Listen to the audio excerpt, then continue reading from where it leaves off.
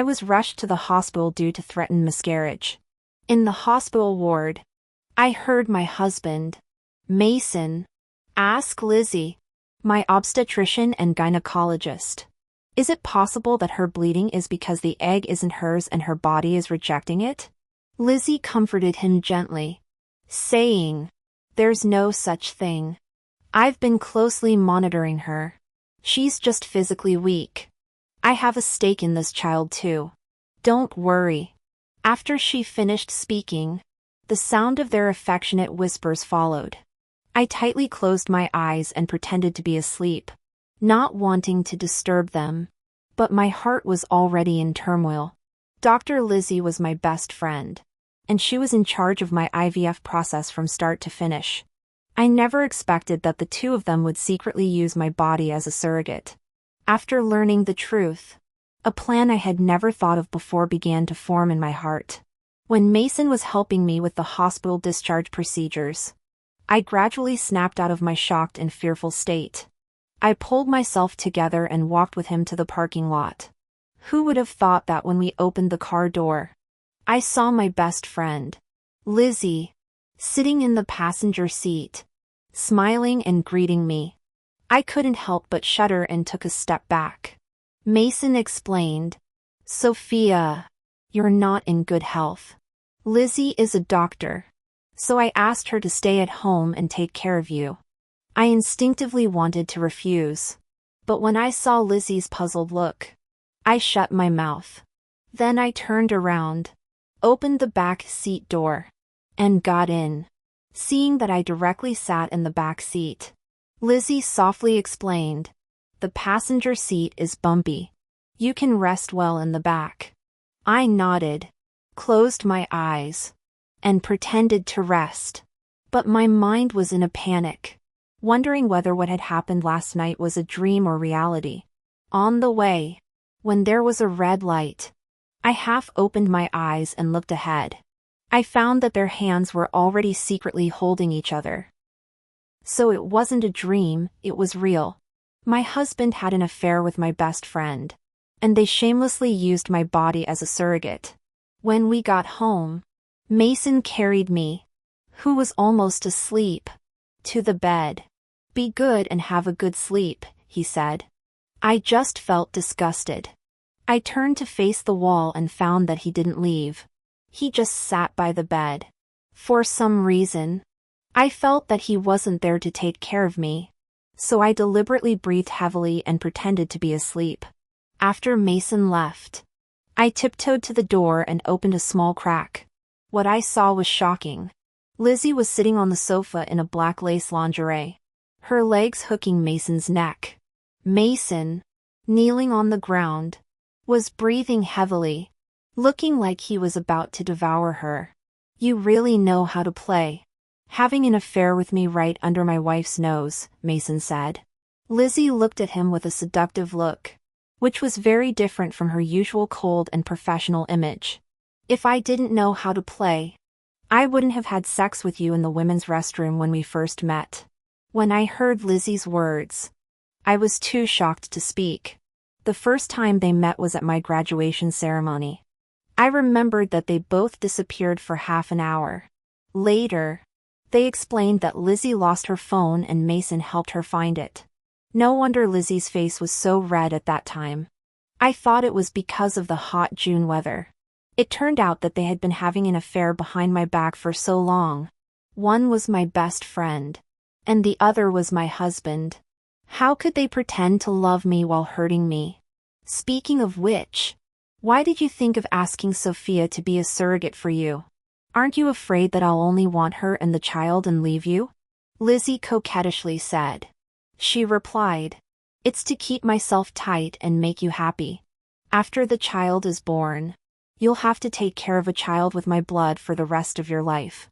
I'm not worried that you'll forget me. So I was just a part of their game. All the panic and fear I had felt throughout the day suddenly disappeared, leaving only hatred. I wanted to make them lose their reputation and get what they deserved. Instead of disturbing their affair, I took out my phone and secretly recorded a video of their indecent behavior. Then I quietly went back to bed and secretly made an appointment for an abortion at another hospital. After doing all this, I felt as if I had been emptied, and hot tears wet my pillow. I really wanted to rush out and confront them immediately, but it was clearly not the time, because I was no match for the two of them. If I were impulsive now, they would just say that it was because of my unstable emotions during pregnancy, and they might even send me to a mental hospital. I had nightmares all night. The next morning, I was still in a trance. Seeing my distracted look, Lizzy turned around and took out a bottle of pills without a label. This medicine can soothe the nerves. Take 2 pills every day. Since last night, I had vaguely felt that Lizzy's malice towards me was more than just stealing my husband in surrogacy. So I instinctively refused. Lizzy is doing this for your own good. You should take your medicine when you're sick, Mason said, frowning and pushing the medicine towards me. I turned my head and pushed his hand away. I'm not sick. Mason's brows showed anger, and he forcefully put the medicine to my mouth. Be obedient and take it. He was so strong that he seemed to want to force my mouth open and feed me the medicine. But I would never take medicine without a label. So I pursed my lips and stared at him. Seeing us in a stalemate, Lizzy showed a faint smile and pretended to mediate. Sophia is probably suffering from prenatal depression, so her emotions are unstable. Mason, don't be impatient. If it really doesn't work, we can send you to the psychiatry department to have a look. When I heard the word psychiatry department, I immediately softened. This wasn't the time to confront them head on. Lizzy was a doctor. If she did something behind the scenes, the consequences would be disastrous. Okay. I'll take it, I said submissively. Get me another glass of water. This one is cold. They both heaved a sigh of relief. While they were getting water, I secretly put the pills in my pocket.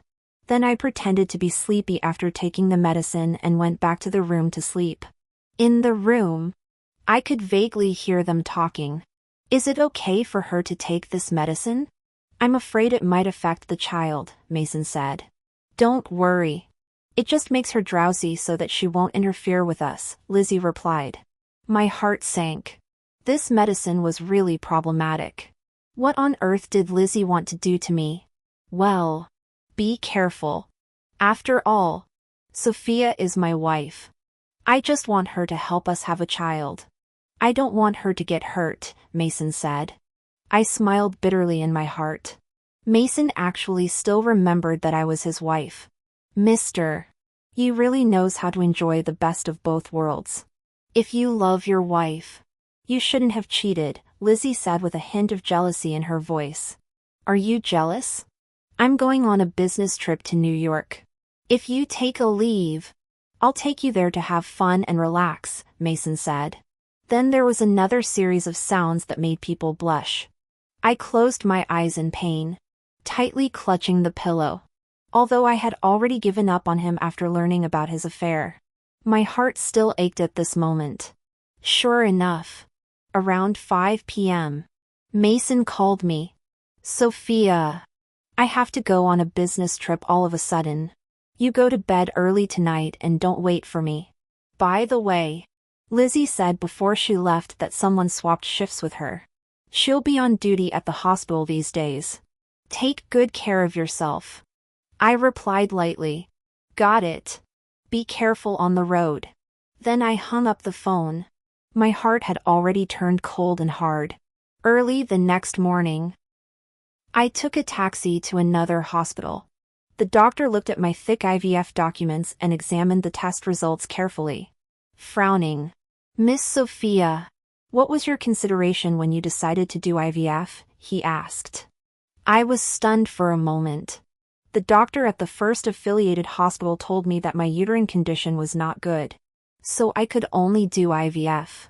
When he heard this, his hand visibly trembled, and then he nodded thoughtfully. This small action caught my attention, and I felt a strange feeling. After getting the prescriptions, I was about to leave when I realized that I had left my umbrella in the consulting room. So I rushed back. When I got to the door, I overheard the doctor's conversation. It's really strange. This patient has a good uterine condition. And she's young. She's only been trying to get pregnant for 3 months. There's no need for IVF. When I heard his words, although it was a hot summer day, I felt cold all over. Lizzy was a well-known doctor in the industry and also my friend. So when she told me that it was best to do IVF, I didn't doubt it at all and obediently followed her advice. I never thought that she would lie to me. At that time, other doctors euphemistically reminded me to be careful when doing egg retrieval. If it was too forceful, it would be difficult to get pregnant again in the future. It was Mason who hugged me and comforted me, saying that he only wanted one child and that having a second child didn't matter. He would definitely love me and the child very much. Now that I thought about it, he knew everything but just let Lizzy do such a heinous thing. After leaving the hospital, I went to a laboratory and handed over the medicine that Lizzy had given me for testing. The person who received me was Jackson, a senior from my university. He looked at me half jokingly and half seriously. The top student has come to the research institute. Are you planning to join us? Our laboratory is in urgent need of people. I shook my head with a bitter smile. I'm serious. The pharmacological design you did part-time for us last time was highly praised by the professor. He said that he would welcome you to join at any time. I wasn't surprised by Jackson's invitation. I used to work at the research institute of the world's top pharmaceutical company and was regarded as a rising star in the industry. But I gave up my career to take care of Mason and became a housewife. But in my current situation, I had no intention of going back to work. I'll have a chance. Senior. I'll contact you after this is all over, I said. I repeatedly asked him to expedite the test and then left the research institute. After saying goodbye to Jackson, I squatted by the roadside and burst into tears. My fingers dug into my palm, leaving streaks of blood. I was almost ruined by the two people I trusted the most. Lizzy. Mason. Will you regret it when I stand in front of you with the truth one day? The abortion was scheduled for the 3rd day. I just happened to take advantage of their absence to go home and pack my luggage. I had lived in this house for 5 years. And every plant and tree here was my hard work. When I packed up my things, my heart couldn't help but ache. These days, without them around, I had time to calm down and think things through. I realized that there had been signs of their affair long ago. It was because I trusted them too much that I didn't notice. Every time Lizzy went on a business trip, Mason would coincidentally go out of town. And I saw Lizzy's calls on Mason's phone more than once. A few times. I suspected that there was something going on between them. But Mason said that Lizzy was checking up to see if he was taking good care of me. Stupid as I was, I actually believed him. If I had thought more about it at that time, I might have discovered their dirty deeds. Unfortunately, there was no if in life. Now I could only pay for my mistakes. I had inquired that Mason's meeting would last for a week. After my abortion, I could still rest for a few days and gather my strength to confront the two of them. But they came back early and disrupted my plan. The night before the operation, just as my Facebook Messenger prompted me to check an email from the laboratory, I heard the sound of them entering the door. Sophia, you went to the Central Hospital? Lizzy asked. My heart tightened. How did Lizzy know that I went to the hospital? Yeah. An old neighbor was ill. So I went to visit. Why do you ask? I tried to act relaxed and took her luggage. She stared at me warily. After making sure I wasn't lying, she replied casually. A doctor I know at the hospital saw you there. So I rushed back to check on you. I was so scared that I broke out in a cold sweat. It seemed that I had been careless.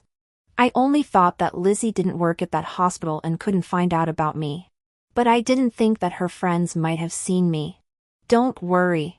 I'm fine, I said. At this moment, my phone rang. I ran into the room to answer it. Sophia, the sample you sent is the latest sedative developed abroad.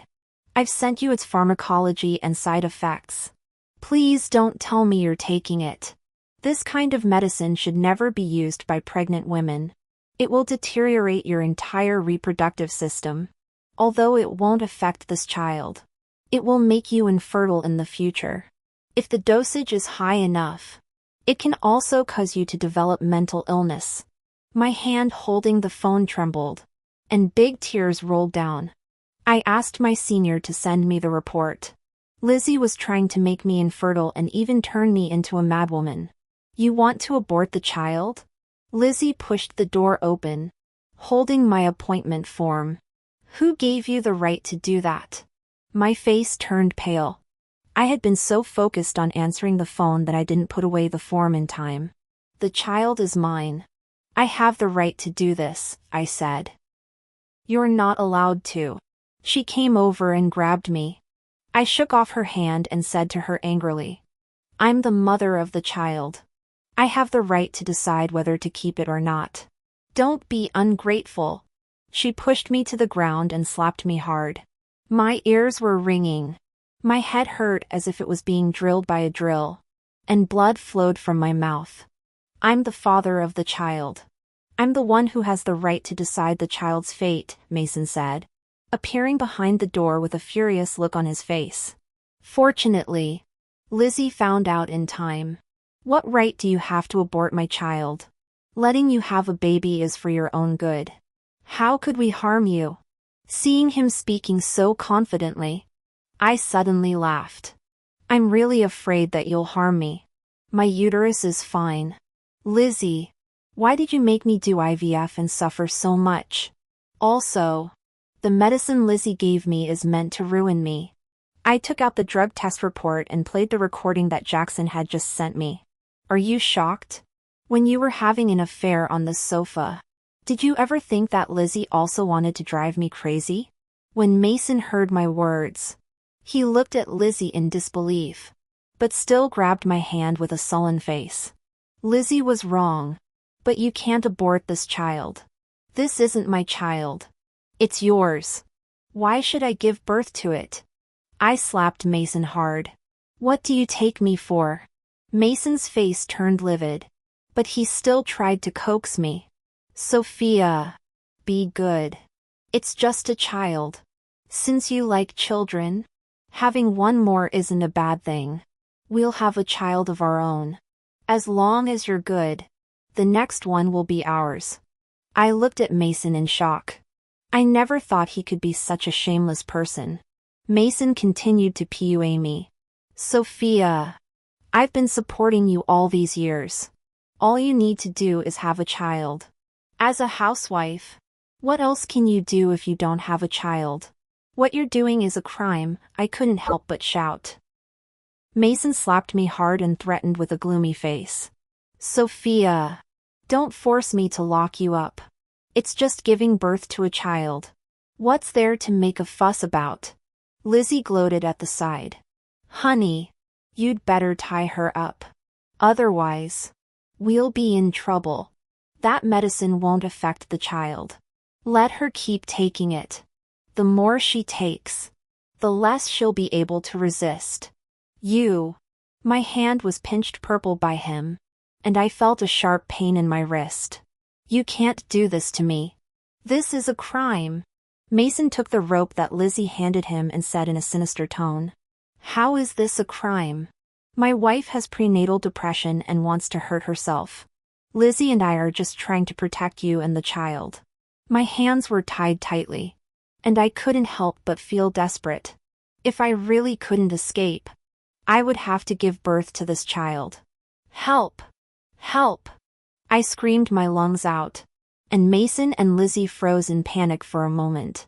But before they could act, the door was smashed open.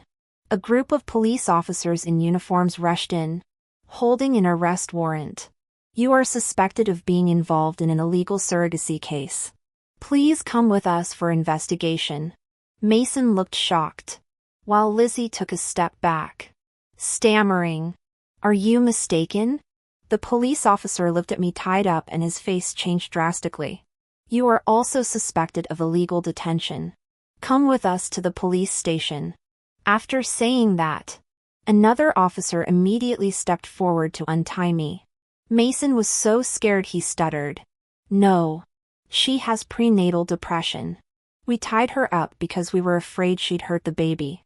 I rubbed my swollen wrists and shook my head at the police solemnly. They exposed their illegal surrogacy and tried to detain me illegally. Just then, my phone rang. It was Jackson. "Sophia, are you okay?" His voice was urgent. "You didn't hang up in time, and I heard everything. I was afraid for your safety, so I called the police for you. Fortunately, you sent me all the documents, so the police didn't think I was talking nonsense." Mason's face fell. "You investigated us and sent documents to outsiders? Sophia, you're my wife. Did you ever treat me like a wife? What have you done to me?" I glared at him hatefully. Now I truly hated him. The police took both of them away and took my statement. "Miss Sophia, we've investigated the evidence you provided. We have reason to suspect Lizzy practiced medicine illegally, carried out fake surrogacy, and forced you to take improper medications using her position as a doctor. Mason was her accomplice. They can't escape legal punishment." He glanced at my bulging belly and said sympathetically, "But your child." "Thanks for your concern," I smiled weakly. "I'll take care of this child. His existence was a conspiracy by Lizzy and Mason. It's better for him not to be born with criminal parents." Stepping out of the police station, I saw Jackson standing quietly at the door with an umbrella. "Senior." "Thank you." I quickened my pace and bowed. He tilted the umbrella toward me and comforted me softly. "As long as you're safe. Don't worry. I'll help you handle this." Tears fell as I asked him, puzzled, "Senior, is being a housewife worthless? Only fit for having and raising children? What are you thinking?" "In my eyes, you're the most capable junior sister. You just chose the wrong person," Senior said seriously. Looking at me, "Our research institute always welcomes you back. We're working on overcoming Alzheimer's disease. And I know this was your research direction before leaving your career. If you join us, we'll be even stronger." I cried harder but was grateful I'd never given up studying. "Senior, I want to join the research institute." "Good." Senior happily ruffled my hair. The next day, I went to the hospital on time. Lying on the operating table, the doctor held my thick medical records and sighed. This child was conceived with so much difficulty. What a pity to give him up. I stared calmly at the ceiling, unaffected by the doctor's words, even wearing a long-lost smile. I'd almost been tricked into giving birth to a child that wasn't mine. Fortunately, it was still time. After the surgery, I went home to rest and contacted a lawyer to handle the divorce. The police called, saying Mason wanted to see me and asked if I would go. I was about to refuse but changed my mind and agreed. Mason had lost a lot of weight, wearing an oversized uniform with a full beard. When he saw me, he waved his hands excitedly. "Sophia, tell the police it's all a misunderstanding." I sat calmly across from him, laughing at how ridiculous he looked jumping around. "Shut up." The anger in his eyes seemed to burn through me. "Don't you care about our marriage at all?" I took out a thick stack of papers from my bag. "You didn't care about our marriage when you spent money on Lizzy and cheated behind my back. Don't beg me, tell the police yourself." After Mason's arrest, I hired a private detective and found out they'd had a secret affair. I found evidence of Mason buying a house for Lizzy and many explicit photos and videos. When Mason saw his secrets exposed, he visibly panicked. "You don't need to be so heartless. You used to love me the most. How will you live as a housewife without me? Do you really think another man will take you in? And our child, do you want him to have a father in prison?" I couldn't help slapping him hard. So you knew I loved you. Back then. You said you wanted to see me every day when you came home. So I gave up my promising career to be a housewife. I never thought you'd betray my efforts and cheat on me with my best friend. How dare you talk to me about love? Even if no one loves me for the rest of my life, I'll never love a scum like you again. Watching his eyes redden, I suddenly stood up and touched my belly. Oh, I forgot to tell you, I said slowly. Don't worry, your child? I aborted him. He held his head and was hysterical. Bitch!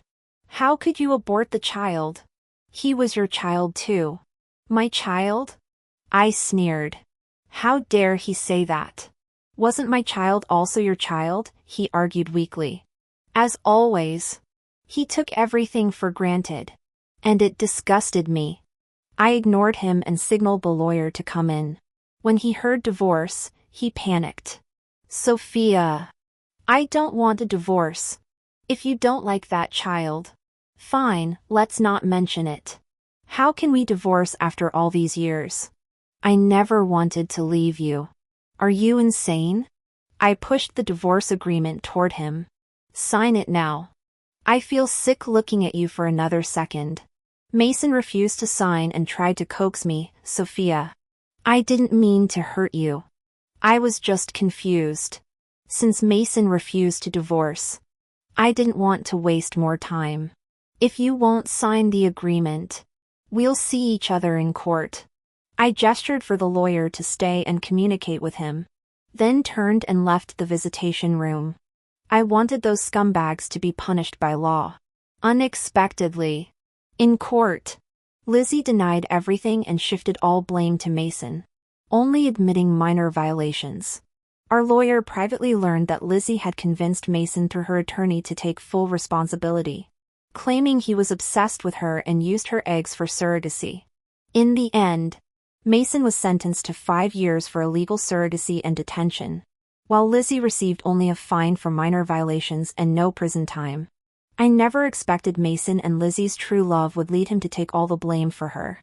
After the verdict, the judge ordered bailiffs to take Mason away. As he left, he shouted toward Lizzy, "You promised to get me out. Don't go back on your word." Only then did I realize their true love was just mutual corruption. But watching the subtle smile on Lizzy's lips, I knew she had no intention of helping Mason. Jackson saw Lizzy's arrogance and worried. Sophia, will she retaliate against you? I was also worried. But at this point, I could only face whatever came. After handling these matters, I reported to the research institute. The professor assigned me to the Alzheimer's research team to work on new drug development. I'd been studying this for years but had to pause near the finish line when I married Mason and prepared for children. This time, I vowed to succeed. Jackson took great care of me, busily setting up my office and warmly introducing me to the lab team, Dr. Sophia is a rare expert in this field. Although she's been away for years, she will definitely make remarkable achievements here. I saw my former shining self in his eyes. The professor also visited early. Sophia, you've finally come to your senses and stopped being a housewife, she said with satisfaction. I was so angry when you left. A talent like you shouldn't be buried in the kitchen but should strive for all humanity's well-being. I hugged her tightly. Professor, I lost my way for a man. From now on, I'll give my all. After a short welcome ceremony, I dove into work.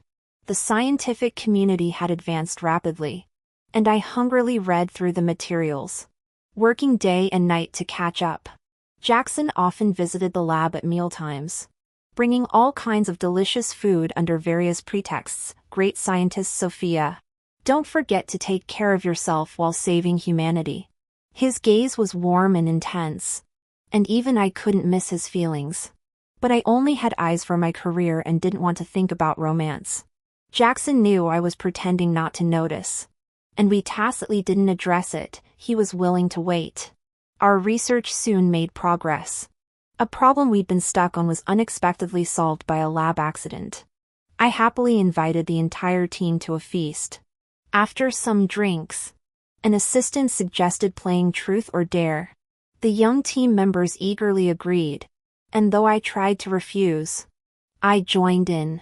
When it was Jackson's turn, the assistant asked excitedly, "Truth or Dare?" "Professor Jackson?" He smiled and chose Truth. On behalf of the single ladies in the institute. "Does Professor Jackson have someone he likes?" My heart skipped a beat. His bright eyes met mine across the table. "Yes. And I like her very much." The room erupted in cheers and screams. My face burned, and I quickly lowered my head, then fled to the restroom under the pretext of needing to go. I splashed cold water on my face for a long time before calming down. When I finally opened the door to return, a thin woman stood staring at me. The look in her eyes was sinister and fierce. My blood froze when I recognized her. "Lizzy. You. What are you doing here?" I stepped back in fear. She laughed darkly. Her eyes manic. "I'm here to settle the score with you."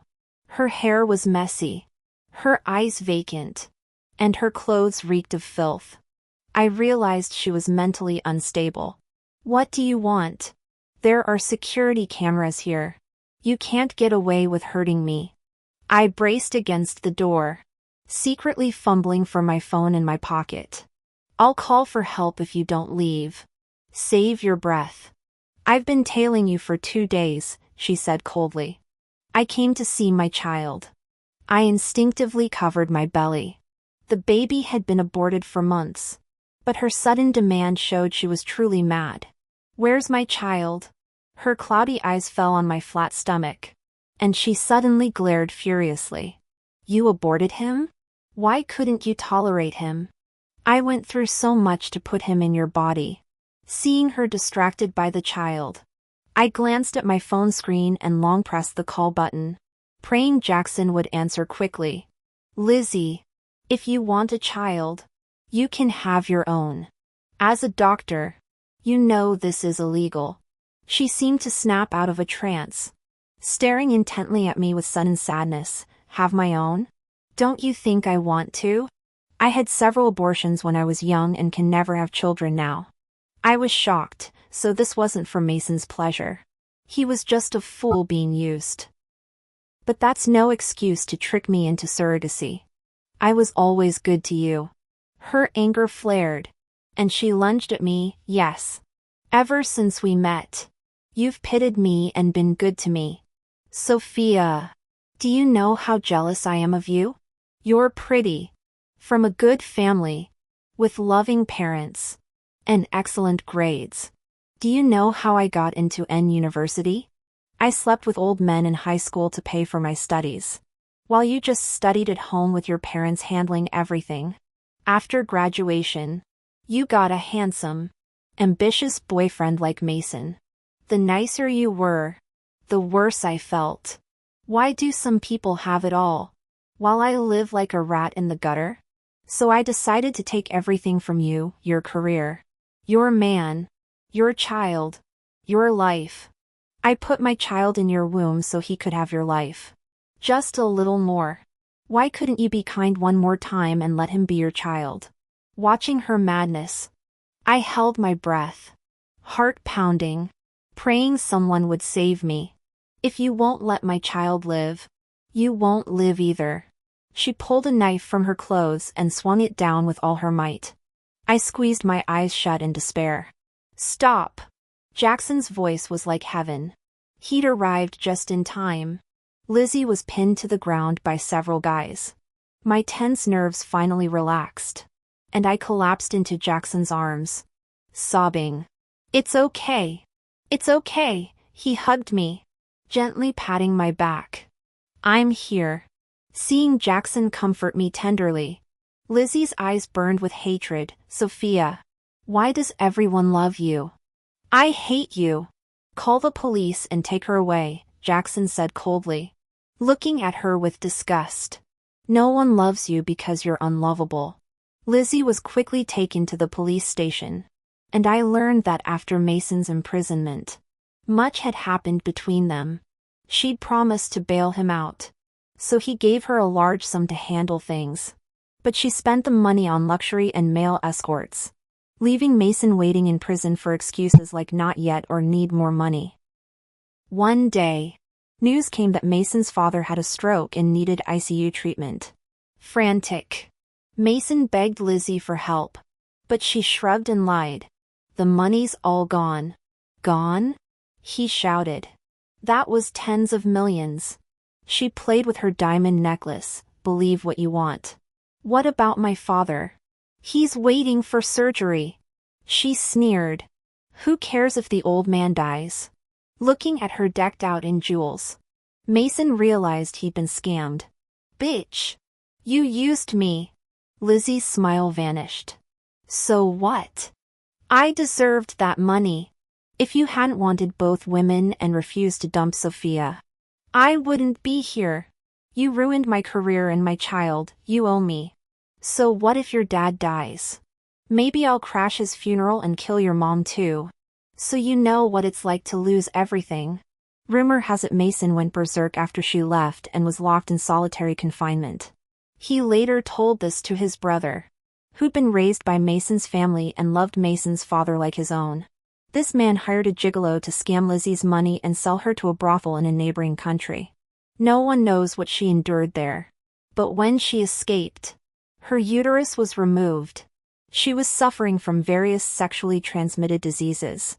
And she was mentally broken. The police later told me Lizzy has severe mental illness and will be confined in a psychiatric prison for life. "You're safe now." I thanked them. She'd gotten what she deserved. After this, I attended Mason's father's funeral. Though Mason was a scumbag, his parents had been kind to me. His mother held my hand tearfully. "Sophia, our Mason failed you. With such a virtuous and beautiful wife, he cheated. This is his punishment." Jackson started worriedly picking me up and dropping me off every day. When I told him Lizzy was locked up and I was safe, he looked disappointed. "But I don't mind catching a ride with you." I couldn't bear to seeing his puppy dog eyes. He beamed. "It's a deal. I'll pick you up every day." If he had a tail, it would have been wagging nonstop. So began our daily ride-sharing routine. With the technical breakthrough, our team quickly identified a compound targeting specific Alzheimer's proteins. Our discovery was published in a top science journal, and our team became famous overnight. But soon, critics questioned whether a former housewife could suddenly become a breakthrough scientist, accusing academic fraud. Some dug up my past with Mason and Lizzy, mocking me as a hopeless romantic unfit for science. Complaint emails demanding my expulsion piled higher than me. I ignored the noise. As the professor said, I had no time for distractions when patients' lives were at stake. But someone else cared. Jackson refused to let me be slandered. He came to me solemnly. "I'm holding a press conference for you." I was dazed after an all-nighter making progress on our candidate drug and didn't fully grasp his words. By the time I realized, he'd arranged everything. "I won't let them smear you." Seeing his determined face, so earnest despite being a top candidate for lab director, I couldn't refuse. He invited global media to address the academic fraud and housewife scientist controversies. At the conference, he disclosed our experimental data, had independent labs replicate our results to prove authenticity, and showed videos of me leading experiments, secretly filmed by him. My mentor and I vouch for Dr. Sophia's integrity with our careers. She lives in the lab, sacrificing everything for this research. Her efforts match her talent. Her past struggles don't diminish her. Without her, our lab wouldn't have achieved this. His words were met with thunderous applause. He held my hand, gaze firm, as warmth spread from his palm. Tears filled my eyes. "Thank you," I hugged him. "You always help me when I need it most." He hugged me tightly, whispering, "No need to thank me. You're amazing and deserve everything." Sophia, I've never said this, but today I want to say it formally. I love you. He knelt down on one knee and took out a ring. "Will you marry me?" There was a scream from the audience, and many people shouted together, "Say yes to him! Say yes to him! Say yes to him!" Looking at the tenderness overflowing in his eyes, I nodded heavily. After the press conference, several globally authoritative laboratories voiced their support for me in industry publications. They replicated my experiment and highly affirmed our academic achievements. All of a sudden, there was a dramatic reversal in the global public opinion about me. But I didn't care about these things. I continued to immerse myself in scientific research. Soon, I led my team to screen out candidate drugs. If the results of the drug tests were satisfactory, there would be more hope for patients around the world to be cured. Several years passed as I was busy with the new drug like this. Under the global spotlight, the research and development process of our drug was advancing in an orderly manner. On the day we learned that our new drug had successfully passed the third phase test, Jackson and I were having a prenatal checkup. When he saw the sleeping and smiling face of the baby on the color ultrasound, he laughed so hard that tears came out. On the way home, a piece of news titled #Female Scientist Nominated for the Nobel Prize. Sophia's new drug for Alzheimer's disease brings her within reach of the award. Made us hug each other tightly with joy. My Sophia is going to win the Nobel Prize. I covered his mouth and said helplessly, "Don't talk nonsense. It's still a long way off." "Yes. Yes. The awarding ceremony is next year." He bent down and pressed his face against my slightly bulging belly. "By then, we'll go to receive the award together with our baby." I smiled and watched him jumping around. Suddenly, a voice called out to me, "Sophia!" I turned my head and saw that it was Mason. Only then did I remember that he should have just been released from prison after serving his sentence. He was dressed sloppily with a full beard, and he was completely different from the graceful director Yi in the past. "I'm finally out, and we can be together again. Sophia. I know I was wrong. Can we start over?" He stepped forward quickly and tried to grab my hand, but Jackson pushed his hand away. "Sophia is already divorced from you. She's my wife now. Please show some respect." Mason looked at me in disbelief, then at Jackson, and finally his gaze landed on my bulging belly. "Sophia, didn't you love me the most? How could you marry someone else? Sophia, come with me. Let's go back and remarry. I don't mind that you've carried someone else's child. Just have an abortion, and we can live a good life together." I was so scared by him that I took a few steps back and hid behind Jackson. Jackson stepped forward and punched him hard on the nose. "Get lost." I even scolded him with more disgust. "Are you crazy? If you're looking for a wife, shouldn't you go find Lizzy? She's the one you truly love." When Mason heard Lizzy's name, he was filled with disgust. "She's just a slut. How can she compare to you? A scumbag like you who has committed a crime should be with a slut. Shouldn't you?" I said without mercy. Mason, however, showed a hurt expression. "Sophia, I know you're blaming me." "No, I'm not blaming you. I hate you." I scolded him fiercely. "I wish you would die soon. You're such a scumbag with nothing. Yet you have the nerve to talk to me about remarrying. You despise housewives so much and like to mess around.